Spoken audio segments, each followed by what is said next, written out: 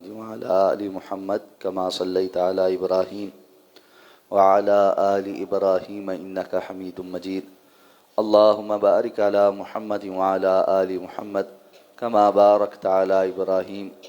وعلى آل إبراهيم إنك حميد مجيد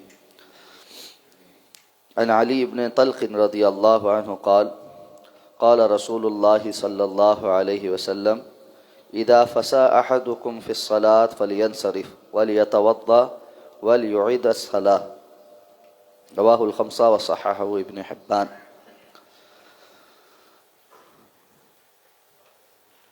کتاب الاذان کے بعد نیا باب کا آغاز ہو رہا ہے اور اس باب کا عنوان ہے باب شروط الصلاۃ، نماز کی شرائط کا بیان۔ شرط اس چیز کو کہتے ہیں کہ جس کی موجودگی میں وہ چیز ممکن ہو اور جس کی عدم موجودگی میں وہ ممکن نہ ہو۔ تو نماز کی شرائط کا مطلب یہ ہے کہ وہ شرطیں جن کا پورا ہونا نماز کی صحت کے لیے، نماز کے ہونے، اس کی ادائیگی کے لیے ضروری ہے، اور جن کے بغیر نماز ادا کرنا درست نہیں۔ اس میں سب سے پہلے جو حدیث مبارکہ علامہ ابن حجر العسقلانی رحمہ اللہ لے کر آئے ہیں وہ یہ ہے کہ حضرت علی بن طلق رضی اللہ تعالیٰ عنہ بیان فرماتے ہیں کہ رسول اللہ صلی اللہ علیہ وسلم نے فرمایا، جب تم میں سے کسی شخص کی نماز میں ہوا خارج ہو جائے تو اسے چاہیے کہ وہ نماز توڑ دے اور جا کر وضو کرے اور اس کے بعد دوبارہ سے نماز کو شروع کرے۔ اس حدیث مبارکہ کو ذکر کر کے جو پہلی بات سمجھائی ہے وہ یہ ہے کہ طہارت نماز کی شرائط میں سے شرط ہے۔ اگر کوئی بندہ طہارت اختیار کیے بغیر نماز پڑھتا ہے تو اس کی نماز درست نہیں ہے۔ طہارت کے مسائل پہلے گزر چکے ہیں کہ نماز کے لیے اگر غسل فرض ہے تو غسل کرنا، اگر وضو نہیں ہے تو وضو کرنا، اور ان کی تفصیلی احکامات کے کیا ان کے مسائل ہیں، یہ ساری باتیں پہلے بیان ہو چکی ہیں۔ اگر کوئی شخص وضو یا غسل نہیں کر سکتا تو اس کے لیے بھی احکامات بیان ہو چکے ہیں کہ وہ تیمم کر لے، لیکن غسل، وضو یا تیمم اپنے حالات کے مطابق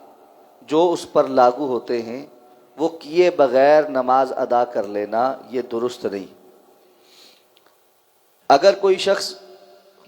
ایسی حالت میں نماز پڑھتا ہے کہ اس پر طہارت فرض تھی، وضو کرنا یا غسل کرنا، لیکن یاد نہیں رہا، بھول گیا اور اس نے نماز پڑھ لی، تو اس کی یہ نماز درست نہیں ہے۔ اس کو جیسے ہی یاد آئے کہ میں نماز تو پڑھ لی لیکن میرا تو وضو نہیں تھا، فلاں وقت میں قضاء حاجت کے لیے گیا تھا یا وضو ٹوٹ گیا تھا، تو جیسے ہی یاد آئے اس کو دوبارہ وضو کر کے اپنی نماز دہرانی ہے کہ پہلے جو اس نے نماز ادا کی اس میں نماز کی صحت کی شروط میں سے بنیادی شرط طہارت کا ہونا وہ پوری نہیں ہوئی، اس لیے اس کی نماز درست نہیں۔ اسی طرح اگر بندہ وضو کر کے نماز میں داخل ہوا، طہارت کی ساری شرطیں پوری ہو گئی، لیکن جیسا کہ ابھی اس حدیث میں بیان ہوا کہ اگر دوران نماز اس کی ہوا خارج ہو گئی تو اس کی نماز ختم ہو گئی، اس کا وضو ٹوٹ گیا ہے۔ اب اس کو کھڑے ہو کر وہ نماز مکمل نہیں کرتے رہنا چاہیے۔ بعض لوگ دوسروں کی شرما شرمی کھڑے رہتے ہیں کہ لوگ کیا کہیں گے، اور ایسے میں وہیں پر اسی حالت میں نماز ادا کرتے رہتے ہیں، یہ بڑا گناہ ہے۔ ایک تو یہ کہ نماز ختم ہو چکی، تو نماز بغیر وضو کے ادا کرنا یہ بھی گناہ ہے۔ اگر وہ لوگوں کے دکھاوے کی نماز پڑھ رہا ہے تو یہ تو اس سے بھی بدتر گناہ ہے، اس لیے اس کو اس گناہ میں مبتلا نہیں ہونا چاہیے۔ اللہ کے رسول صلی اللہ علیہ وسلم نے جو طریقہ سکھلایا وہ کیا ہے، اگر نماز کے دوران وضو ٹوٹ جائے تو ایسے اپنے ناک کو پکڑے اور پیچھے کی طرف نکل جائے۔ پیچھے اگر کوئی بندہ آگے سے پیچھے آ رہا ہے، نکلنا چاہتا ہے، تو پیچھے والے نمازی کو اس کو جگہ دینی چاہیے تاکہ وہ نکل جائے اور جا کر دوبارہ وضو کرے۔ اور یہ انسانی صحت اور فطرت کے مطابق بات ہے کہ کبھی ایسا ہو جاتا ہے، اس لیے اس معاملے میں دوسروں کے سامنے اپنے آپ کو شرمندہ محسوس کرنا یا کسی کو شرمندہ کرنا یہ جائز اور درست بات نہیں۔ رسول اللہ صلی اللہ علیہ وسلم کی تعلیمات میں سے یہ بھی ہے کہ اگر کسی مجلس میں کسی شخص کی غلطی سے ہوا خارج ہو جائے تو دوسرے لوگ اس کو اس کی عار نہ دلائیں کہ ایسا غلطی سے ہو جاتا ہے۔ ہاں، کوئی بندہ اس کو عادت نہ بنائے کہ بیٹھا ہے اور لوگوں کے درمیان بد تہذیبی اختیار کیے ہوئے ہے، دوسروں کے لیے تکلیف کا سبب بھی بن رہا ہے۔ غلطی سے کبھی ہو جائے ایک علیحدہ بات ہے، لیکن عادتاً ایسا نہیں کرنا چاہیے۔ تو کبھی ایسی سچویشن ہو جاتی تو آپ صلی اللہ علیہ وسلم نے فرمایا اس کو چاہیے جا کر وضو کرے اور پھر دوبارہ نماز پڑھے۔ اب مثلاً ایک بندے نے 2 رکعتیں پڑھ لی تھی، تیسری رکعت کے شروع میں اس کی ہوا خارج ہو گئی، وضو ٹوٹ گیا، اسے چاہیے جا کر وضو کرے، وضو کر کے واپس آئے گا، اب دوبارہ سے نماز شروع کرے گا۔ اس کو امام کے ساتھ جماعت میں جو رکعت مل رہی ہے ان رکعتوں کو پڑھے اور باقی جتنی رکعتیں فوت ہو گئیں وہ اٹھ کر مکمل کرے۔ یہ درست نہیں ہوگا کہ وہ جائے اور جا کر وضو کر کے واپس آئے اور جو رکعتیں وہ پہلے پڑھ چکا تھا ان کو بھی شمار کرے اور جتنی اب امام کے ساتھ ملی ان کو بھی شمار کرے۔ جیسے اگر 2 رکعتیں فوت ہوئی تھی، 2 رکعتیں ملی تھیں،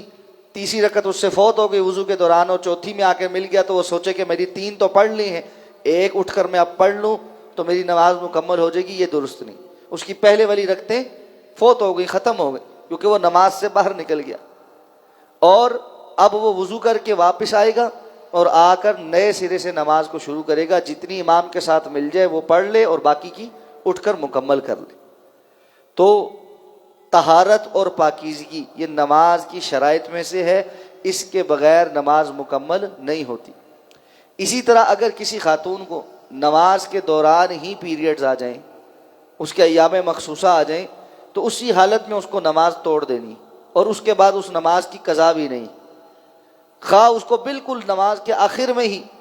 ایسے اپنی بیماری شروع ہو جائے تب بھی اس کو وہیں پر اپنی نماز ختم کر دینی ہے۔ تو طہارت جب تک ہے تب نماز پڑھی جا سکتی ہے، طہارت نہیں ہے تو نماز پڑھی نہیں جا سکتی۔ اس سے متعلقہ مزید مسائل آگے آئیں گے، انشاءاللہ اس پر بات کریں گے۔ سبحانک اللہم و بحمدک، نشہد ان لا الہ الا انت، نستغفرک و نتوب۔